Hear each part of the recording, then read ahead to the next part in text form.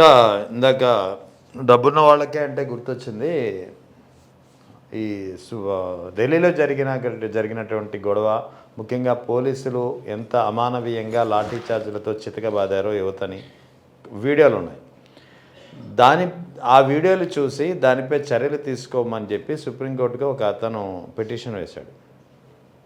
Petition వేస్తే supreme court chief justice Surya Kant ఇలాంటి వీడియోలు చూసే తీరిక మాకు లేదు, మా టైం వేస్ట్ చేయొద్దు, మీ టైం మీరు వేస్ట్ చేసుకోవద్దు అని చెప్పి లాయర్ వాదించుతుంటే కట్ చేసేసి పంపించారు. కనీసం చూసే ప్రయత్నం కూడా చేయలేదు నరేంద్ర మిశ్రా లాయర్. అంటే ఇక్కడ అదే రాజకీయ నాయకులు కానీ, సెలబ్రిటీలు కానీ, వివిఐపీలు కానీ ఏదైనా అత్యవసర కేసుల కోసం పిటిషన్ వేస్తే లంచ్ మోషన్ పిటిషన్ అని, లేదా ఒక్కొక్కసారి మిడ్ నైట్ వరకు అర్ధరాత్రి ఆ కోర్టుకు వెళ్ళి మరి విచారించి ఆర్డర్స్ ఇచ్చిన రోజులు, సంఘటనలు ఉన్నాయి, కోకొల్లలు ఉన్నాయి, చాలా ఉన్నాయి.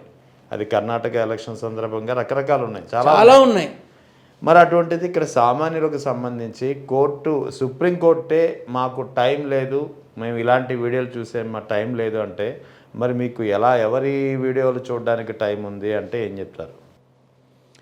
వాళ్ళకి వీడియోలు చూసే టైం ఉందో లేదో మనకు తెలియదు, కానీ ఎంత పెద్ద స్థానంలో ఉన్నా, న్యాయస్థానంలో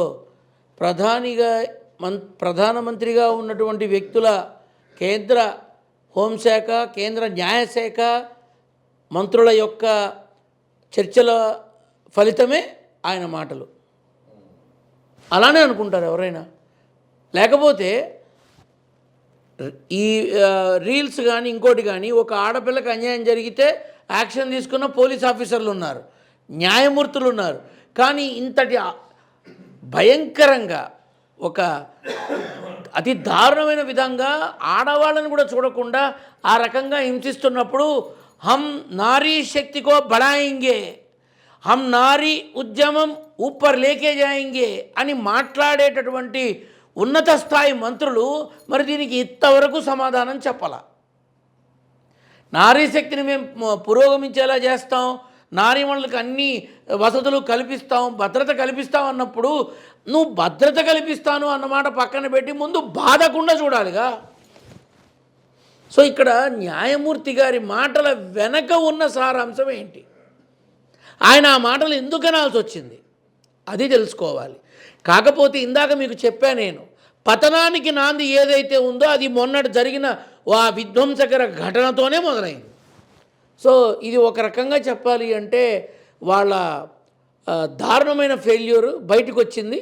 and it gives a lot of result in coming days.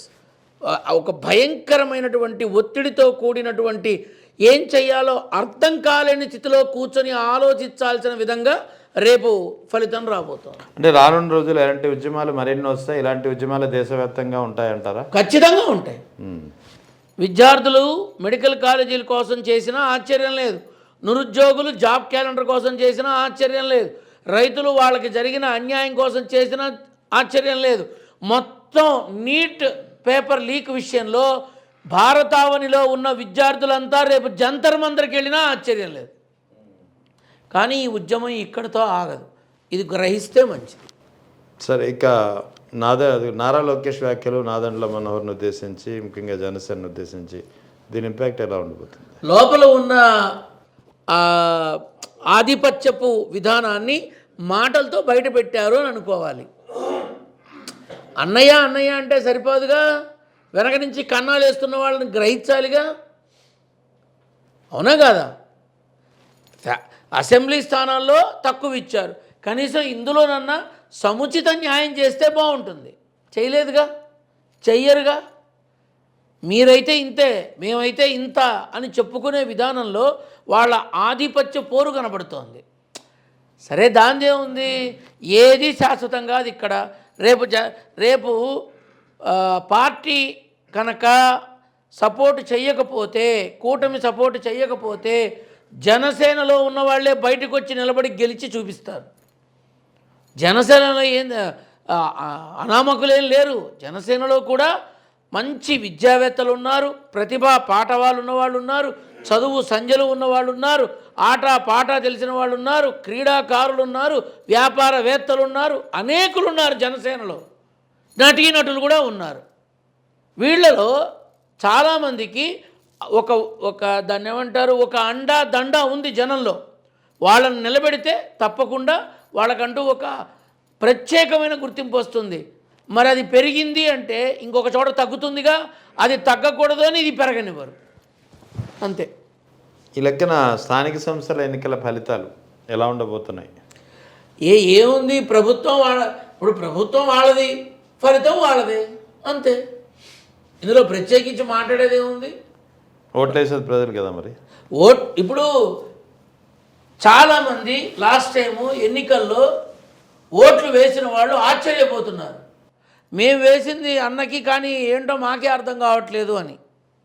ఈవీఎంల యొక్క విధానము ఎంతవరకు కరెక్టు అంటే నేనైతే అస్సలు ఒప్పుకోను. నేను ఒప్పుకోను. ఈవీఎంలు ట్యాంపరింగ్ చేయడం ఎవడి వల్ల కాదు అంటే అది శుద్ధ అబద్ధం. ఎందుకని? మన బ్యాంక్ అకౌంట్ ట్యాంపరింగ్ చేసేస్తున్నారు, మన అకౌంట్ ట్యాంపరింగ్ చేస్తున్నారు, మన ఏటీఎం కార్డు ట్యాంపరింగ్ చేస్తున్నారు, సైబర్ నేరాలు విపరీతంగా పుంజుకుంటున్నాయి. అయినప్పటికీ పోలీస్ యంత్రాంగం ఉక్కుపాదం మోపుతోంది. కానీ ల్యాప్టాప్ మన దగ్గరే ఉంటుంది, అది ఓపెన్ ఉంటుంది, మనం ఏం చెయ్యకపోయినా ఎవడో ఎక్కడి నుంచో ఆపరేట్ చేస్తూ ఉంటాడు, మన కళ్ళ ముందు అది కనబడుతూ ఉంటుంది. ఆ ప్రకారంగానే ఈవీఎంలను కూడా ఆ విధానంగా చేశారా అన్న అనుమానం ప్రజల్లో ఉంది, ప్రజల్లో ఇప్పటికీ ఉంది. నలుగురు కలిస్తే వచ్చిన ఆ పర్సంటేజ్ ఒక్కడికి వచ్చింది. ఇది గమనించాల్సిన విషయం. అయితే ఇంకా టైం ఉంది కాబట్టి ఆ టైం వచ్చినప్పుడు అప్పుడు అన్ని విషయాలు మాట్లాడతారు.